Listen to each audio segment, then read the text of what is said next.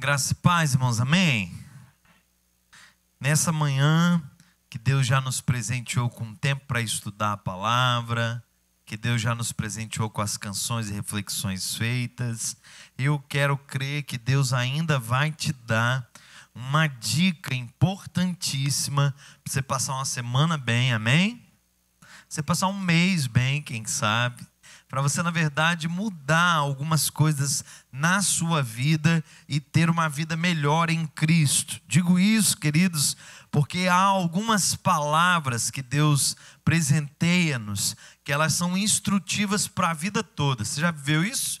Uma palavra que é uma direção para a vida toda. Eu acredito que essa fará parte dessas instruções de Deus naquilo que o Senhor quer ministrar ao nosso coração. Vamos então para a palavra, queridos, aquilo que Deus reservou nessa manhã. Quero ler um verso da Bíblia de maneira introdutória, é claro, com os irmãos, em 1 João, capítulo 2, verso 16. Primeira carta escrita pelo apóstolo João, capítulo de número 2, verso 16. Será um texto pequeno, mas muito profundo, do qual nós falaremos nessa manhã.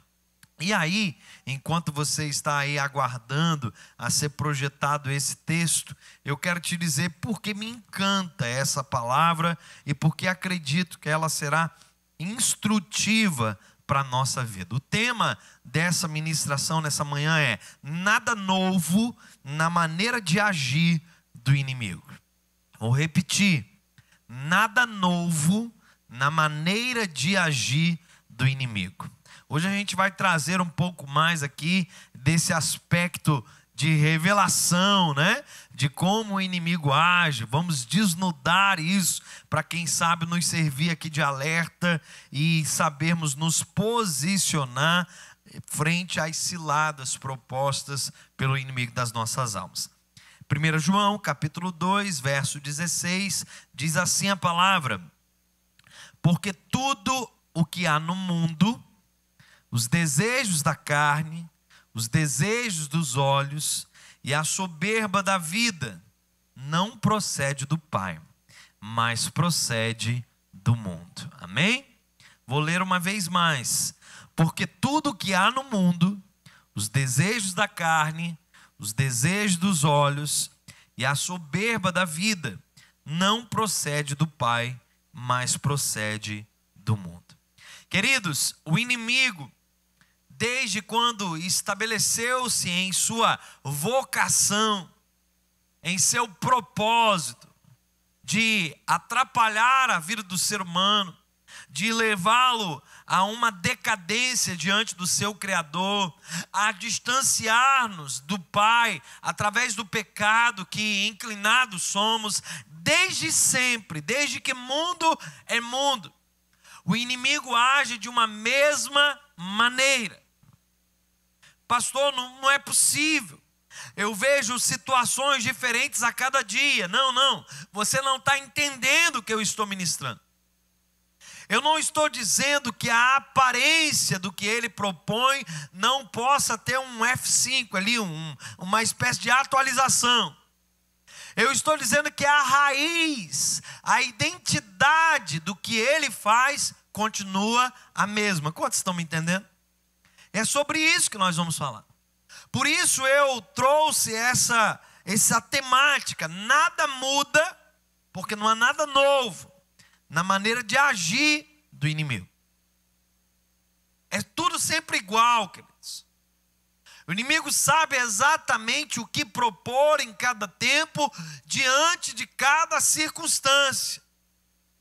O problema é que nós estamos tão desatentos a essa realidade, que por vezes caímos nas ciladas do inimigo. Olha para mim aqui, eu quero falar algo com você. Irmão, você já ficou frustrado, decepcionado consigo mesmo, de ter caído numa armadilha de Satanás? Já? E falou tipo assim, como que pode? Eu achei que estava atento. Eu achei que isso não ia acontecer de novo. Como que eu... Pronto, já era. Essa sensação de que imaginávamos estar prontos o suficiente, imaginávamos não mais estar submetidos àquilo que parece de verdade como um senhorio sobre a nossa vida, e a palavra de Deus vai nos dizer sobre isso. Se estamos dominados pelo Espírito, a gente deixa de satisfazer a vontade da carne. Mas se não é essa a realidade, o pecado nos escraviza. E aí é sim um sentido de dominação. Mas a gente às vezes imagina, não, levantei, sacudi a poeira, estou de pé, coladinho com Cristo, nunca mais isso vai acontecer. E quando a gente se vê, está lá de novo. Numa situação similar, fazendo algo semelhante, caindo mais uma vez. Pastor, para que isso não ocorra, é possível um caminho proposto? Claro que é, queridos. Para que a gente não fique assim, tão à mercê do inimigo, existe um caminho a ser orientado para cada um de nós, pelo qual nós devemos percorrer e seguir. Mas é importante que você entenda, primariamente, que nada novo há na maneira de agir do inimigo. É sempre tudo igual. E esse texto de 1 João 2,16 fala de 3 coisas que são perigos. Repita comigo, 3 coisas perigosas. E a gente vai se ligar nelas. O texto está dizendo aqui, tudo que há no mundo, olha, primeira coisa, os desejos da carne.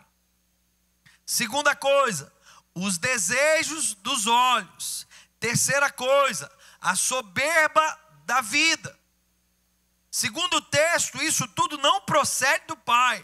Ao contrário, procede do mundo. E aqui, queridos, esse mundo aqui não está na conotação humanidade. Esse mundo aqui é na mesma perspectiva quando a gente diz que o mundo jaz no maligno. Não é o ser humano. São as ações mundanas. É disso que se trata.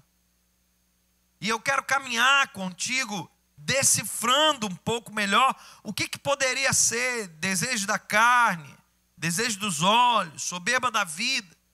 Porque não adianta a gente ficar usando termos que estejam desassociados da sua realidade de compreensão. A gente precisa primeiro compreender para depois assimilar. E quem sabe não cair nessas ciladas. Gosto muito de um texto que o apóstolo Paulo escreveu à igreja da Galácia. Gálatas capítulo 5, versos 16 e 17. Nesse texto, expressa-nos bem o que é esse contexto de desejo da carne.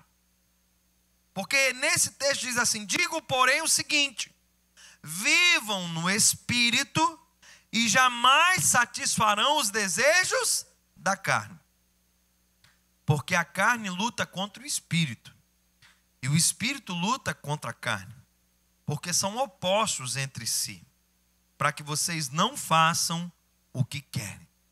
Pastor, desejo da carne é o quê? Tudo aquilo que se opõe à ação do Espírito em nós. Amém? Porque olha o que o texto está mostrando. Se nós vivêssemos no Espírito, jamais satisfaríamos os desejos da carne. É o oposto, irmão. É fácil verificar se algo procede do desejo da carne ou não. É só dar uma olhadinha para os céus e perguntar: ei, está tudo confortável para vocês?